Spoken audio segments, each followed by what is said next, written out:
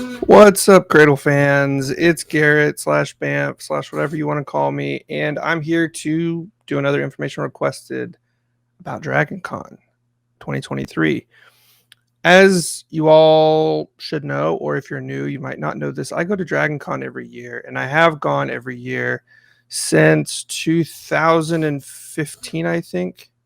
Maybe 2014, I can't remember. I think it's 2015 was the first time I ever went with my buddy Patrick, and that's where I met Will accidentally in the crowd, not in the crowd, but in the audience of a panel. I've talked about this many times, and then he started doing fan meetups there, and I'm already going, so it's very easy for me to go, and that's been what I've been doing every year. So it's a lot of fun to see the growth each year when I go. And since many of you are unable to make it, I like to take it upon myself to make a video about what I experienced, how it went, the overall vibe, but most importantly, give any updates that we hear from Will at WillCon. So that's what I'm going to do today. The overview of everything I'm going to talk about the general DragonCon 2023 vibe, some stuff I liked, some stuff I didn't, how it felt compared to last year. We're going to go over WillCon, everything that happened at WillCon. I'm going to give you a memory feedback of what the engineer reading was, like what scene it was, what happened in the scene, the overall vibe in the room, etc. Talk about the question and answer session that happened, because there was some really interesting Q&A that may or may not connect The Last Horizon to the rest of the Willverse, potentially. It was basically, I'll give you a quick little teaser. Will almost gave a potentially huge spoiler. We don't know how spoilery it almost was. We just know that he was about to answer a question, which I will recap later, and stopped himself, then just said out loud, this would be a spoiler for The Last Horizon. And the whole crowd was like, whoa. And even Sam, who's sitting next to him, was like, what? Anyway, so I'll talk about the engineer reading. I'll talk about the Q&A. And then I will talk about TravisCon, because Travis Baldry, our beloved narrator, had a lot of panels this year. He Tor got him on a lot of panels. One of the panels that he was on wasn't really a panel. It was just him reading. And normally when authors go into a reading, you're like, okay, whatever. But it's Travis. He's arguably a better audiobook narrator than he is any of the other things that he's done, despite being exceptionally good at all of them. And he read not just one passage from Bookshops and Bonedust, but two. And that was really cool. And I want to talk about that. And then also beyond Travis and WillCon, just share some funny moments that happened with the community members that showed up and that I hung out with.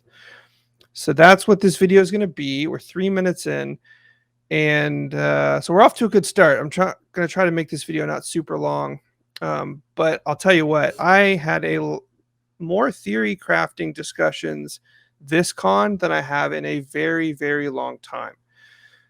So we can expect more videos coming out where I talk about that. The video that I've been promising, the Waybound, like what my thoughts are on Waybound, is coming out. It's just the last time I tried to record that, I had some technical difficulties and I didn't realize that they were there until like 30 minutes in which case I had 30 minutes of useless my face. And if you're a fan of the channel, you know that the meme is you love my content, but you hate my face. So 30 minutes of just my face was worse than useless. But anyway, let's get into it. So DragonCon 2023. DragonCon 2023 felt like the first year of DragonCon post-COVID that felt more normal. Prior to COVID, DragonCon was a hustling and bustling, fun event where people were really kind and caring. There were a couple years where it got too big on any given day and it got a little rowdy. Well, I heard that DragonCon limits the amount of people that can exist in the in the hotels to 65,000 per day, maybe. Whereas in the past, I think they peaked at 80 to 85,000. So that I thought was a good thing. It didn't feel as crowded and it was more fun. Also, the panels that are offered. So again, if you haven't gone to DragonCon, DragonCon is an amalgamation of every kind of fandom you can think of. Author fandoms, comic book fandoms, specific like Star Wars fandoms, Star Trek fandoms. I even like saw some references to like an Animorph fandom. Like no jokes. There's science, there's space, there's a part of DragonCon where people put on full armor and attack each other with like full metal weapons. That's a whole thing. There's an entire mart, like 4 or 5 floors, selling merchandise. It is a big event for a lot of fandom creators and just fans in general. And so the tracks that I always tend to focus on, are the writer's track, and then the various like literature tracks. So, the fantasy literature track, there's like some stuff with the YA track. Basically, I'm scouring all of the events for the really good panels with the authors. In addition to that, this year, I realized that the digital media track had a ton of phenomenal panels on AI, neurodivergency, not burning out, like building a brand, like all sorts of stuff for content creators to like improve the way that they create content. So I found myself going to a lot of those because the people I came with also went to those. They are content creators in different niches and they're looking to get better. I'm always looking to get better, even though like my format for these videos is somewhat static. I'm going to be trying to like spice things up and change it more often, just so I can see if there's a way that I can create this type of content that's even better for you all. So DragonCon was awesome. I really felt more at home this year than I have in the last 2 years. Whereas like last year, I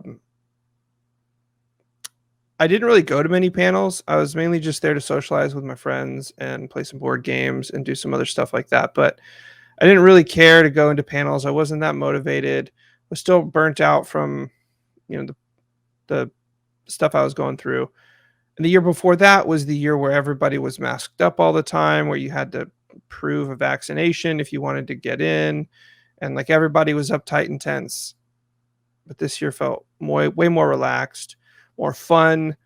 A lot of like the restaurants in the surrounding area, you could actually get seats at. It wasn't like so crowded at all times. It just felt better. And so I went to a bunch of those types of tracks. Saw a lot of authors I hadn't seen on panels before. Shirtaloon was there. He, the author of He Who Fights with Monsters. We saw Bryce O'Connor. I saw Bryce O'Connor there. I saw Luke Chulenko. Both of them worked together on the Iron Prince. Enjoyed a panel with them on it. Tao Wong, I know he's been there many times before, but this is the first time I'd seen him on a panel. And quite a few other authors whose content or whose books that I read, but I haven't actually like seen them in person. And then of course we have WillCon. WillCon is I think this is the first time it's ever been called WillCon.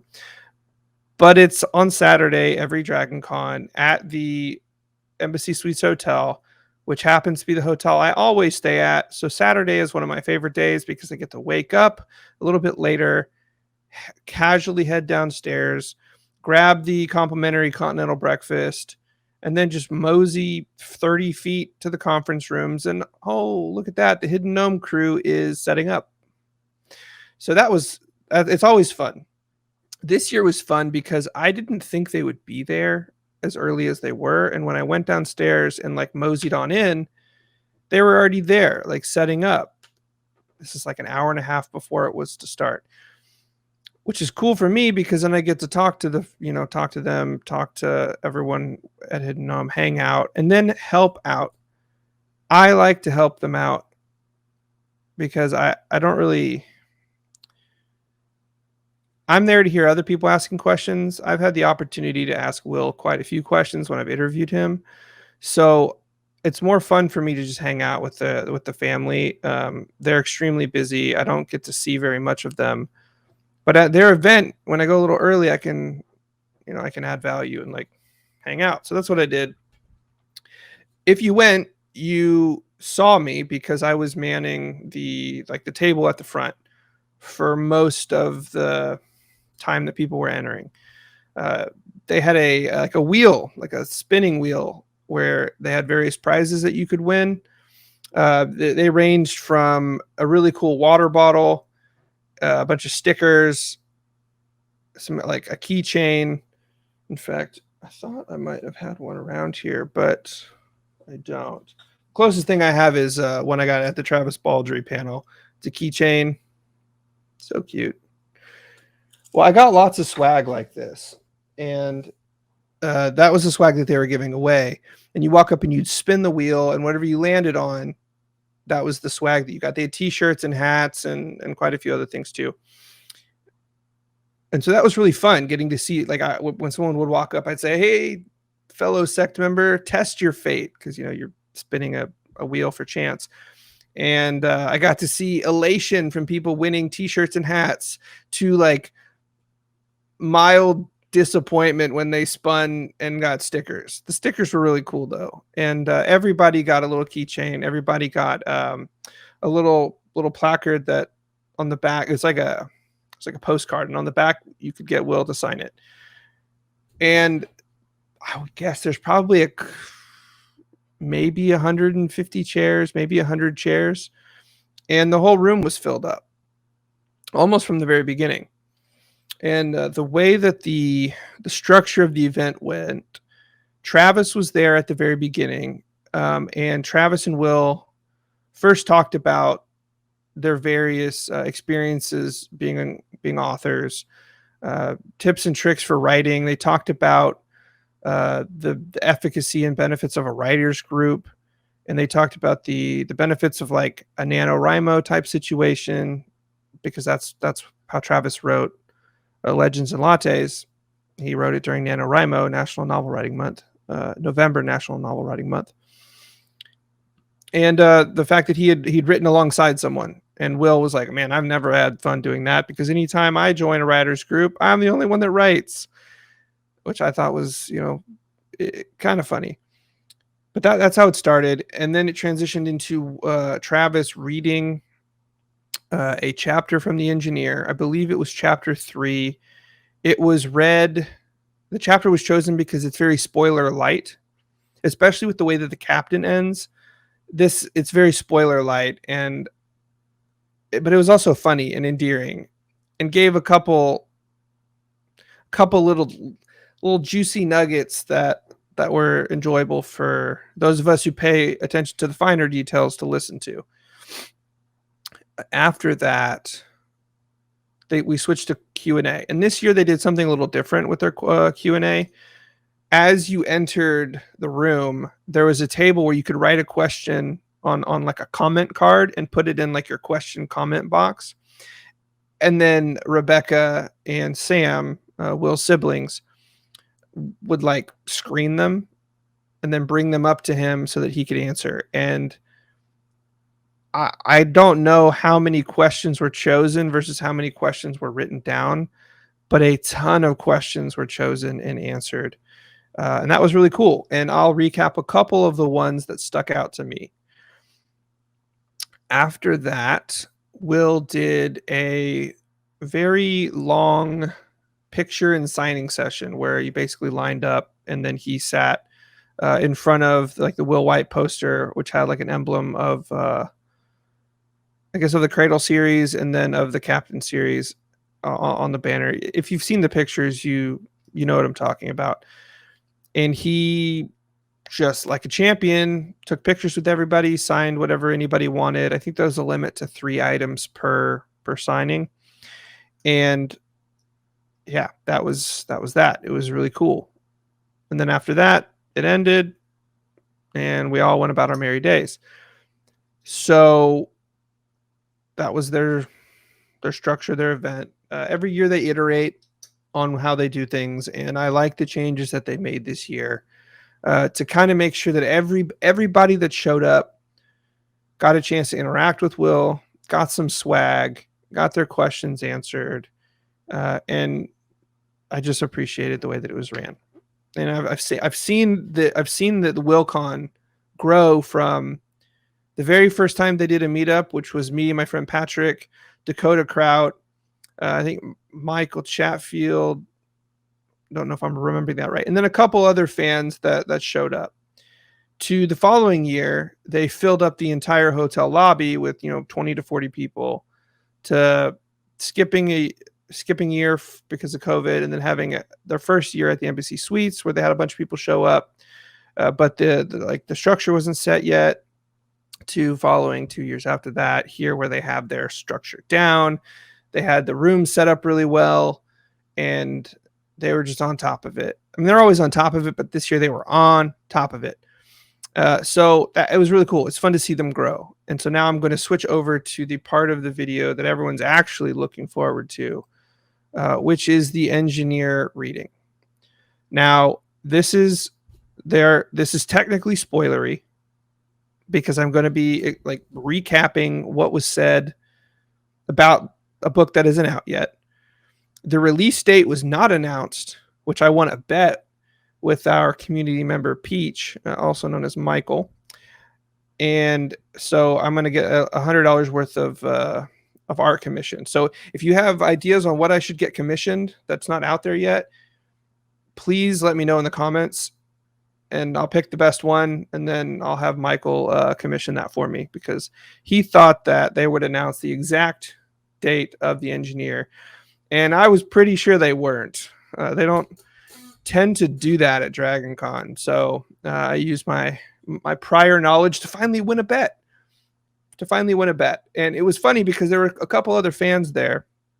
Sorry, I'm digressing, but this is funny. There were a couple other fans there that like heard that I was making a bet and made comments like, "Are you sure you want to do that, Bamf? Are you sure you want to make a bet?" Because we all know what happened last time.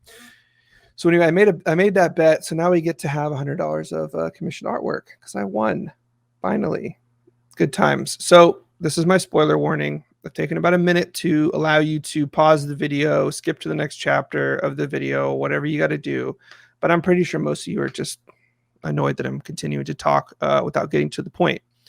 So at the end of the captain, Queen Shirax shows up and is like, "I'm here to compete for ownership of the Last Horizon."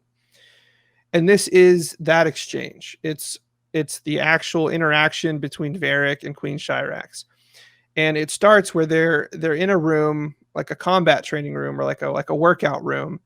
And it describes the room as having like a lot of different pieces of equipment, but most importantly, it has tons of shielding and bindings around the room to contain the power of, an archmage battling, or like a really powerful combatant battling. And so that set the stage. But what was interesting was immediately we kind of get the idea that the bindings in the room are really strong and powerful and like top of the line. But we know our boy Varric is like, I'm just going to come out and say it, he's kind of like a Titan level at creating bindings and shields. I'm not going to go so far as he like could be a 1-star Titan in the Abaddon, but let's be honest, he probably would at least be a 1-star Titan if he were to ever ascend. And so it sets the stage, and we have some dialogue between Queen Shirax and Varric about how, not to take it easy on her. She won't take it easy on him. If and when she takes control of the Last Horizon, he can still like be a member of it, this, that, and the other thing. She's showing a lot of arrogance and a lot of confidence in her combat prowess. But this is specifically an exchange of magic. It's a duel. Now we have Ryan there as well. I mean, all the members of the Last Horizon are there, except for Omega, because obviously that would probably be a bad idea. But we don't know where he is. We just know he's not there. But we have every other member. And Varric looks at Ryan and says, "We're just dueling. Do not engage." And Ryan's like, "I would never." And he's like, "Do not engage. We're just dueling." And Ryan's like, "Fine, I won't engage. It's a friendly spar between combatants to determine who gets to be the initiator of friendship," something like that. And so then we switch to Varric and Queen Shirax, and Varric says, "You can start. Feel free to start." And so Queen Shirax takes out her wand and she powers up a spell, and it's like a solar dragon spell. And she powers it up and powers it up and powers it up. And then she's like waiting for him to like do anything. And he's just standing there smiling. She launches this like solar dragon spell at him. And then he just smacks it aside like it's nothing, and it disappears. And it's interesting because Queen Shirax has a ring on that has the imprinted will and spirit of an archmage of the past that has passed on. And he has the he's kind of like her mentor to a degree that she can carry with her. And he's commenting on the whole exchange, but he can't see what's happening.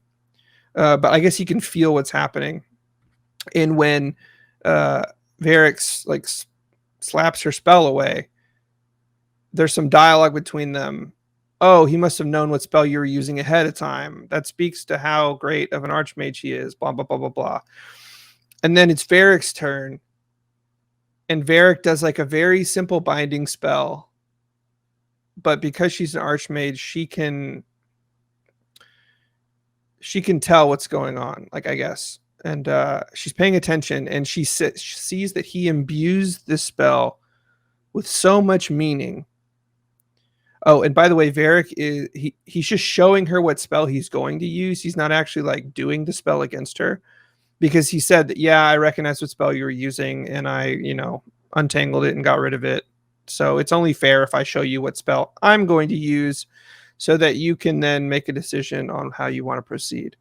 So he's just a little bit of etheric, like sigildry into the air, but then he imbues it with so much meaning and intent and will, and one might argue authority, that she realizes that this one binding spell is like meant to like bind her away for all time, basically like not remove her from existence, but like bind her away. And so then she's like, "All right, just kidding. You're the winner.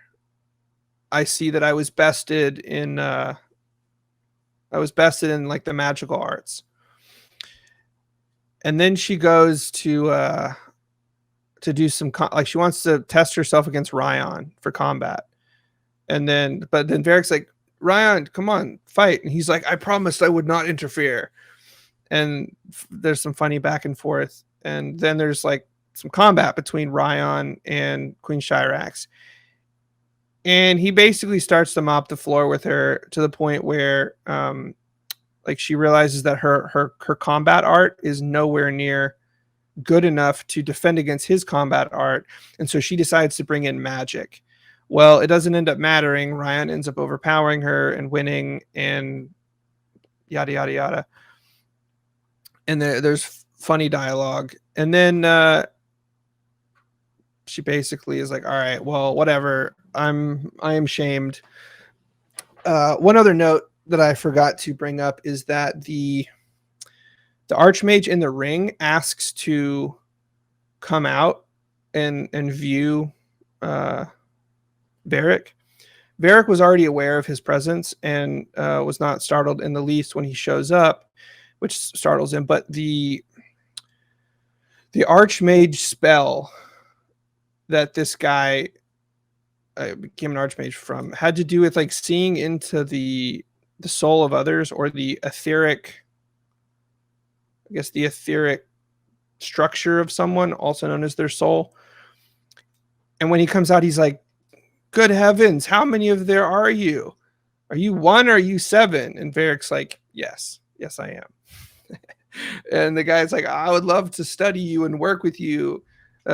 Queen Shirax, we must, partner with this man, blah, blah, blah. You had no chance of defeating him. He is your superior in magic." Forgot to mention that. But also, when Varric was creating his single spell, it upset all of the bindings around the whole room.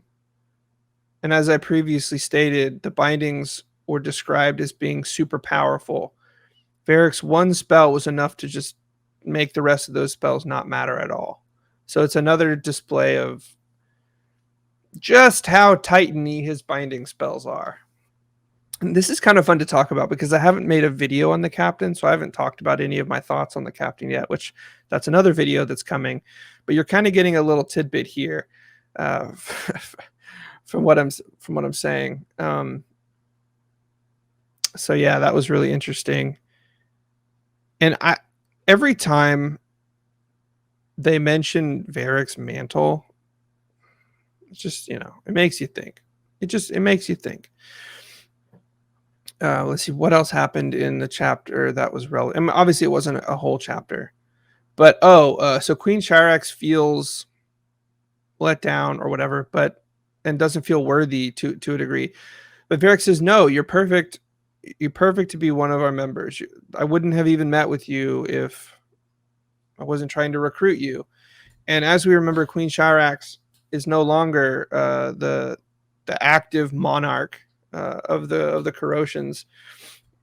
But she, in her, at the end of the captain, when she announces herself, "I'm Queen Shirax the rightful," or "I'm Shirax the rightful heir to the Corrosion throne," blah blah blah. So I expect that at some point they'll be working to get her throne back, but I'm not quite sure what. I mean, no one knows what major thing they're going to try and do in this book. But yeah, that's effectively what the reading was. It was funny. There were several moments where everybody laughed out loud. The cheering at the end was great. It was funny to see Travis uncomfortable because he hadn't read this before, and so he said that he was happier to be reading off of a laptop than from a phone, which is what he had to do 2 years ago, I believe.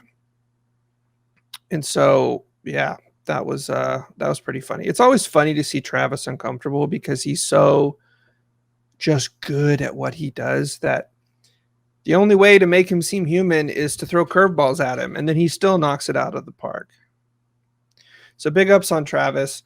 So I'm going to move away from the engineer reading and into the interesting Q&A because there was some stuff there that surprised a lot of folks.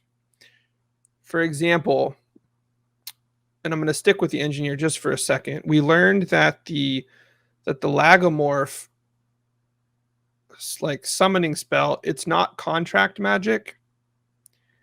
It's just like hyper specialized summoning magic, which was it's kind of interesting because you kind of thought it was contract magic with rabbits, but it's not. It's summoning magic. And if I got this part wrong, someone please correct me. But I'm pretty sure I got this right because I just wasn't expecting this question. And when Will had a lot to say on it, it just kind of it was surprising. It was surprising. The questions that I ask personally, I usually try to ask a joke question and then 2 semi-serious questions. And my joke question was, how much wood could a sacred woodchuck chuck if the sacred woodchuck was an overlord?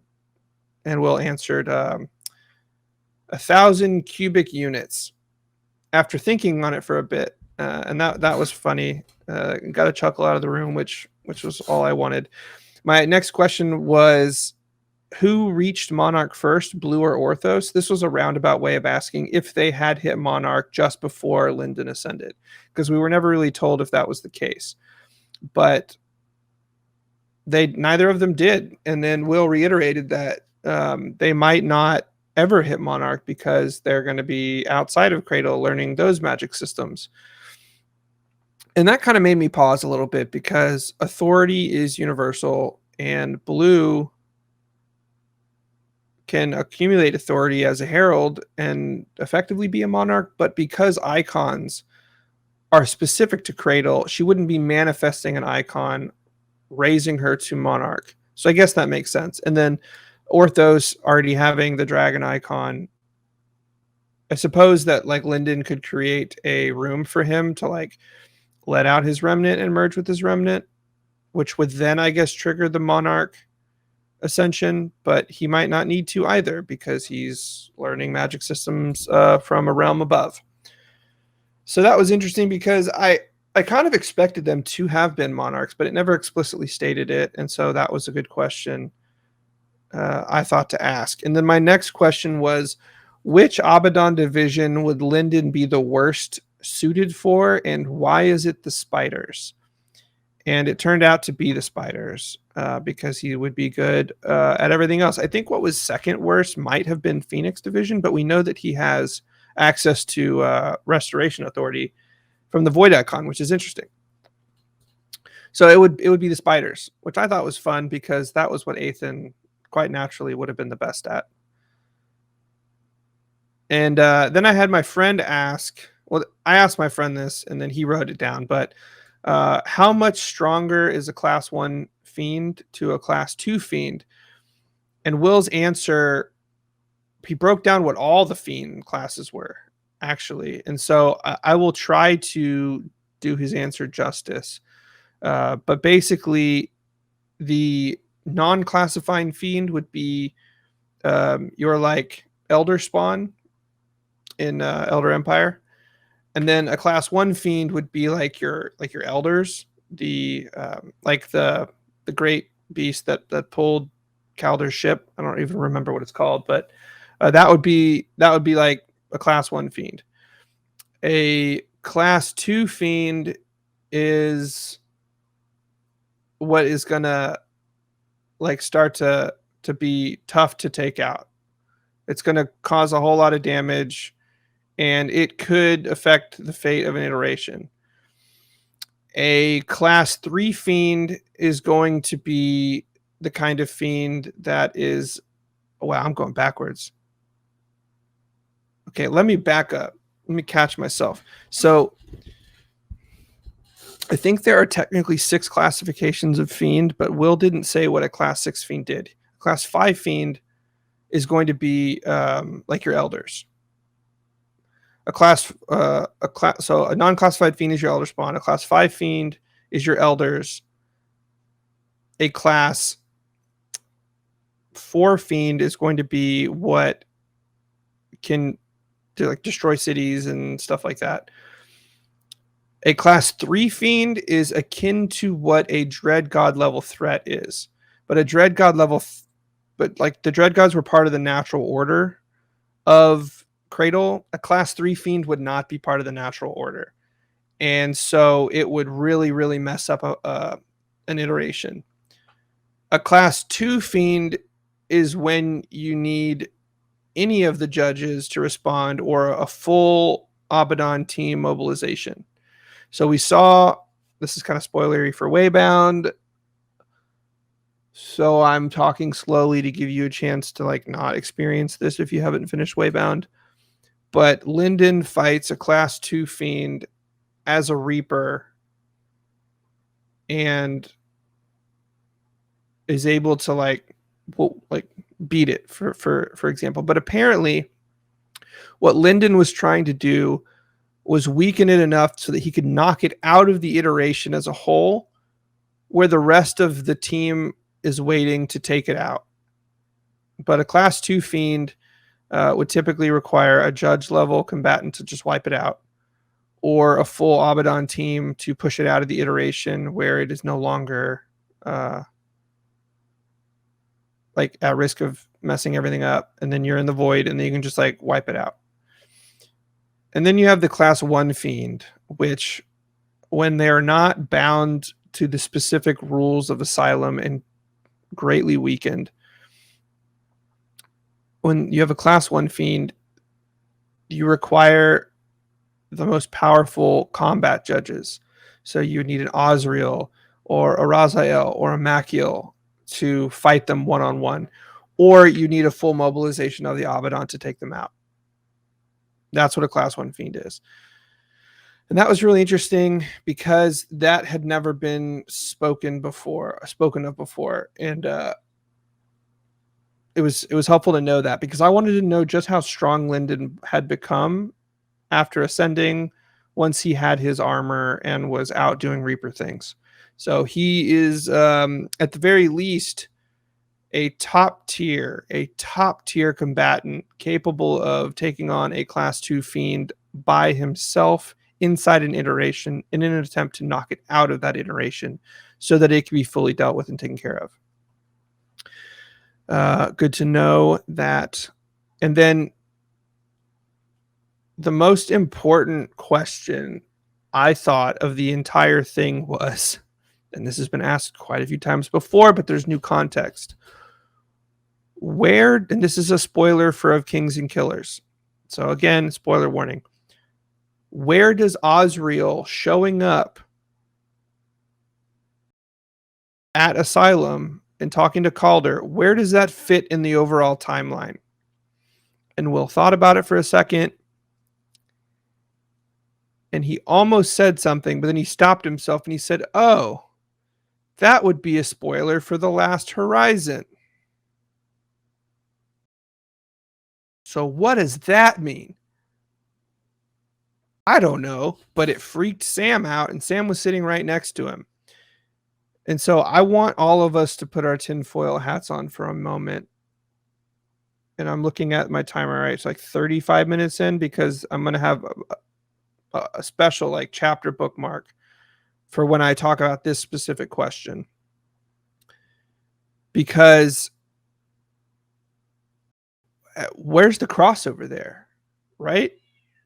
And I don't know. I don't know what the crossover there is, but let's put our tinfoil hats on for a second. What could it mean? It could mean that we see Reapers show up at some point. We could, and then when they're like whoever shows up, be it, Yaren or Mercy or all of them, saying something like, there should only be one of us coming, but he's off taking care of, he's off like putting the prisoners back in the prisoner, something like that, where it's like, oh, Osriel didn't show up because Osriel's actively dealing with the asylum problem and giving Calder a chance to handle that. So we could see some crossover in timelines from The Last Horizon to Elder Empire, which that's interesting because we haven't even heard that we don't know what the iteration is called that The Last Horizon takes place in. We don't know, but it's a big iteration, but we don't know what it is. But it might be near Sector 11. It might be near Sector 11. It might be in Sector 10, or it might even be in Sector 12. But it seems to be somewhat, and again, it might not be adjacent to Sector 10, but that would be interesting if it was. Because like, how like the magic systems can be somewhat similar, using the Aether to create big spells, blah, blah, blah. I don't know, but it could be in Sector 10. We'll just have to read and find out. And so looking forward to reading Engineer to see if there's any tidbits there. This question by itself has made me want to do a lot of Last Horizon content where I'm like going through it with a fine-tooth comb, picking apart various like sentences and being like real tinfoil hatty and going real deep down like the theory craft lagomorph hole. Yeah, so that's just what happened. Oh, I had a whole little card for this. Oh well, 35 minutes is where I'm gonna switch to. All right, so that's all I'm gonna do for WillCon. I'm gonna look at my notes real quick just to see if there was any other questions that were worth. Oh, okay, here's one. Will promises that he will be writing Traveler's Blade, but he doesn't promise that he'll be writing it next. And there are a lot of people that want me to say he promised he would write it next. That's not true. He will be returning to Amalgam. He promises, but he doesn't promise that it'll be after The Last Horizon. But I'm going to guess that he is. but he might not. I don't know. So that, I think, is everything related to WillCon. Outside of WillCon, so Not a Committee, Hosuke, Peach, myself, my two friends who aren't active in the Discord, went and played board games a lot in the evenings, just because like we were titled, didn't really want to go to any of the late night panels, but still wanted to hang out. And going to like the board game area in like the gaming hall was like one of the best ways to do that. And we played a game called Code Names, which, if you're unfamiliar, the board is, it's a 5x5 grid of individual words, and there are two teams. There's a blue team and a red team, and there are two roles on each team. There's kind of like there's the clue giver, and then there's like the guessers. The person on that's the clue giver has a grid that is only shared between the two clue givers for each team, and they can tell based on that grid which of the words in the 5x5 belong to their team, which belong to the other team, which belong to no team, and which is the assassin tile, where if you guess wrong and pick that tile when someone gives a clue, your team automatically loses. And so it was fun. We also played this with Sam one night, but the story I'm about to tell, Sam wasn't there. But the teams are currently, it's me, Not a Committee, or Knack, and my friend Patrick, against my friend Lee, Peach, and Hosuke. And Peach is a really smart guy. He has really strong strategy, and he said something that made his team lose almost instantly. Knack was trying to find a word to associate between scuba diver and leprechaun, and she's pondering at the moment. And part of the strategy of this game is when the other team is like thinking, your team will say stuff to misdirect or to like fill them with doubt or whatever. But Peach said, Hosuke, if you have scuba diver and leprechaun, just say Barbie 2. And then immediately Knack looks at me and says Barbie 2. And so we instantly scuba diver and leprechaun, which were like two of the last three words that we needed. And it was hilarious because Peach was usually on a team that won, and Peach directly contributed to his team losing that round by giving Knack the answer that we all knew what she meant. It was great. It was perfect. It was wonderful. A lot of fun moments like that make DragonCon very memorable and a good time. But having told that story, we now move over to TravisCon, where he read two different passages from Bookshops and Bonedust, which I will not be recapping with the level of detail that I did for The Engineer, but we'll just be sharing. Because it's fun. So real quick, Bookshops and Bonedust is a prequel. It's not a sequel, it's a prequel. It chronicles the journey of Viv when she first becomes an adventurer. And I believe it chronicles how she goes from desiring to be just an adventurer to expanding the scope of what she's interested in, which I think over a period of a career led to her wanting to give up the adventuring life for something more peaceful and tranquil. And so in the setting, they're on a beachside town where she was left by her adventuring group because she got injured, and they continued on to complete the contract and are going to pick her up when they return. And she is bored out of her mind because she's injured, and she's mainly just like a brute who likes to fight. And so she's trying to figure out something to do. And so she's wandering around this little, beachside town, and she comes across a bookstore, a rundown bookstore that is described similarly to a library in that she has a crutch for one arm, And so she enters the bookstore, and while I was listening to Travis talk, I'm trying to write my own book, so I'm paying pretty close attention to the way that the way that he writes things and the way that he describes things.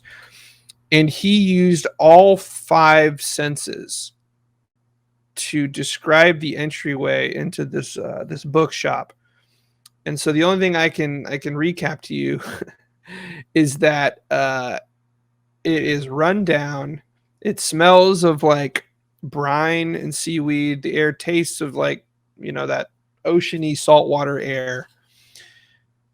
There's sand that has like rotted the wood, like the wood steps up into the bookshop.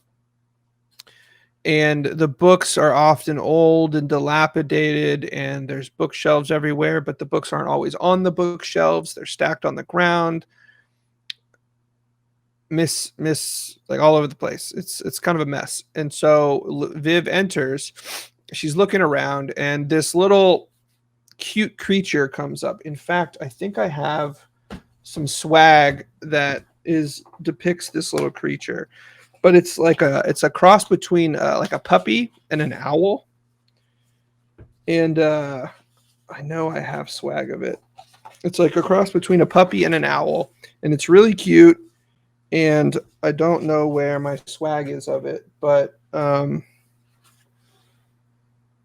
that's too bad. But it's a cross between a puppy and an owl. But I found my other swag, and then some stickers from Legends and Lattes. Another cute sticker. That's too bad. Anyways, a little owl puppy runs up and starts trying to act all defensive.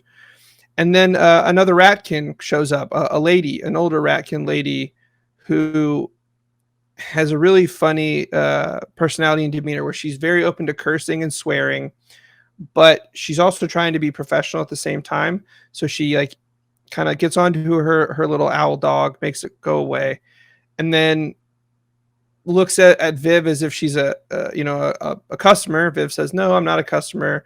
And then the lady says, "You know what? You're gonna get a book. You're gonna get a book. I'm gonna pick out the book." And Viv says, "Well, I don't really have money." And then she looks her up and down and says, "Well, you're not really going anywhere on that, bum leg. So you can take it on credit and you can get me tomorrow." So she basically cons Viv into getting a book.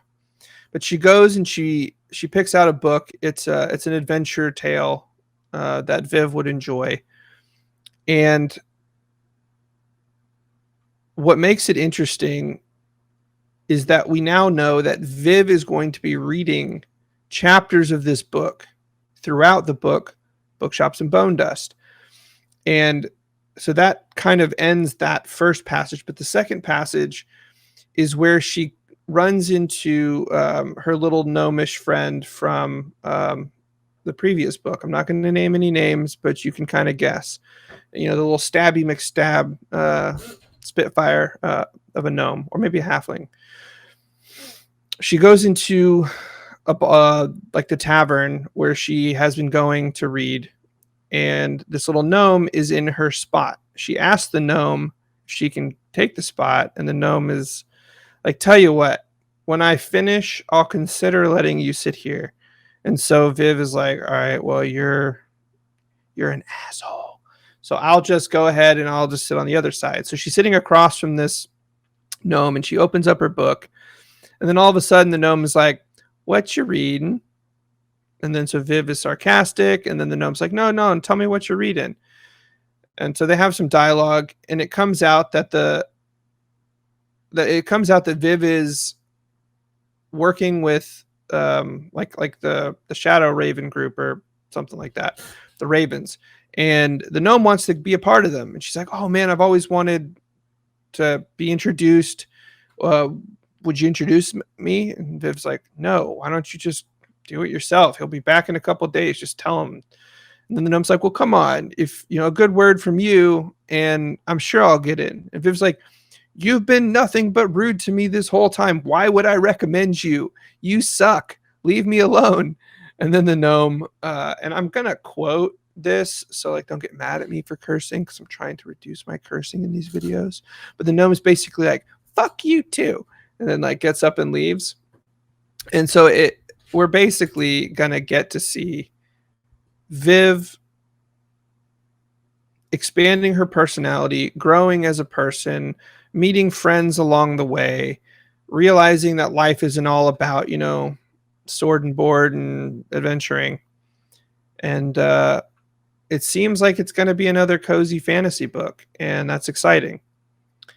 And those are the two readings from TravisCon. But we did learn that there are other stories that Travis wants to tell. So we don't know if the next book is going to be in the same world, but we do know that there will be future books in the same world.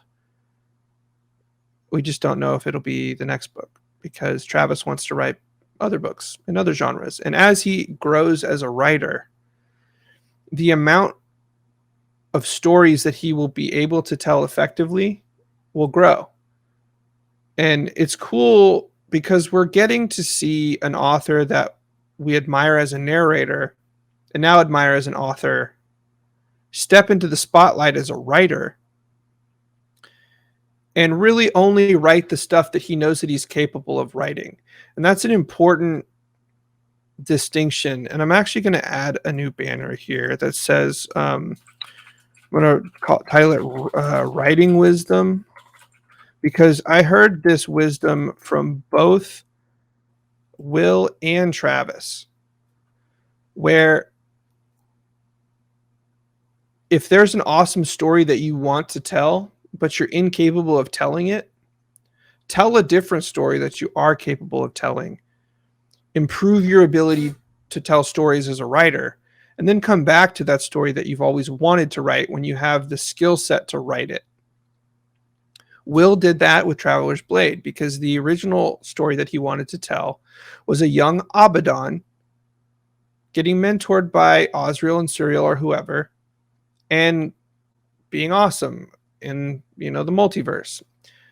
Will wasn't a good enough writer at the time to write that, so that's how Traveler's Gate came to be. That's how House of Blades came to be, because it was a simpler story on a smaller scale with an easier magic system that allowed him to tell a simpler story and improve his craft. That's what Travis did with Legends and Lattes. That's why Legends and Lattes was written during NaNoWriMo and was only 60-something thousand words, because it was originally a joke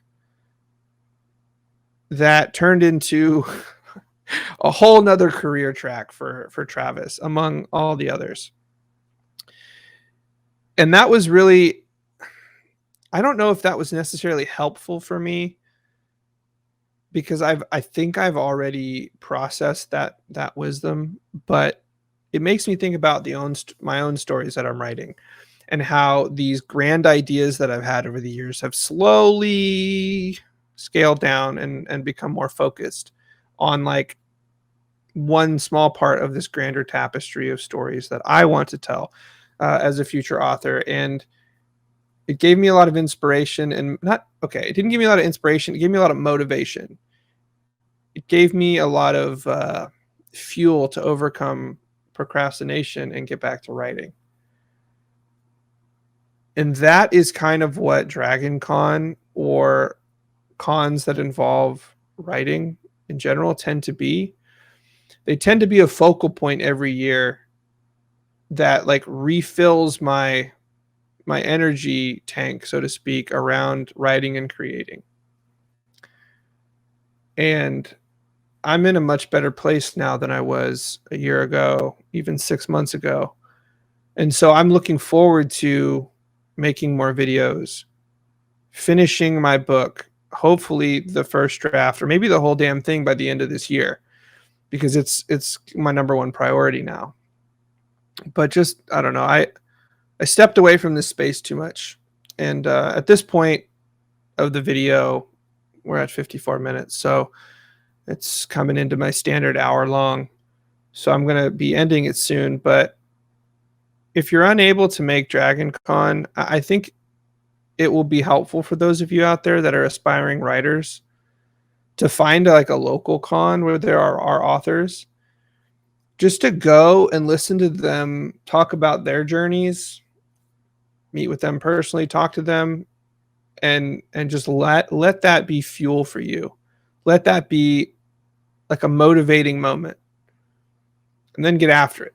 You know, I meant to make this video yesterday, but I live in Texas and my AC died the day before I returned, so I was making sure that it got fixed. It did get fixed, but because of that, it took most of my day, so I didn't get to make this video. But one day out of DragonCon, and I'm excited to make more videos. So this is day 2. It's the morning, and I'm finishing up this video. Did it in one shot. Didn't have to do multiple takes. Just stream of consciousness right to your face, from my face to your face. So I hope this video, I hope you enjoyed it. Let me know. I'm getting back into the swing of things. I think this video is of a quality of previous ones, but let me know. Let me know. I found some more swag that I can share right as the video is ending. This was the postcard that Will gave. It says DragonCon 2023 on the back, and it's a place for you to sign. I didn't want to take up too much of Will's time because there were so many people in line, and I've had a ton of things signed. So I just got a picture taken, but I wore my unsold badge, which was signed in the past. While I was running the front little booth for Will, I can't remember who did it, but someone gave me this cool thing that says Ethan Salon, cut, color, and coal with scissors and the Reaper scythe, and so cool. I don't know if I was supposed to be given one, but I know that others were, and so I appreciate you, whoever did this. If you gave this to me on accident thinking I was part of Hidden Gnome, I'm going to keep it. It's going to be a bookmark for me. I don't want to put it as a sticker anywhere because this will survive longer as it is. Let's see what else we got in here. This was the one of the keychains that was given away. So you've got I think the emblem for The Last Horizon, and then you have the symbol for the first book, so the captain. And I've noticed that the symbol for the engineer is like another star. And I feel like we're going to see with every additional member of the crew or every book, an additional star is going to be added. And it's going to be like this multitude star logo. So look out for that, because I'm pretty sure that's what's happening. And then just a bunch of other stuff. I went to like a Matt Dinneman thing and got like a princess posse for Princess Donut for Dungeon Crawler Carl. I don't know. It's just, cons are fun. You get to meet your author, people that you're fans of, and you're giving free stuff. So that's what I'm going to close out with. Thank you for watching. Appreciate, man, do I appreciate the amount of support that I got. Me at WillCon, just a random dude who makes videos. So many of you told me that you love these videos, and I'm thinking of each and every one of you as I make this one. So again, appreciate it. Thank you for watching. And for those of you that said you watch my videos and aren't subscribed, come on. Give me a subscription, please. I'll make it worth it this year, for the end of the year. 2024, so many videos. Goodbye, y'all.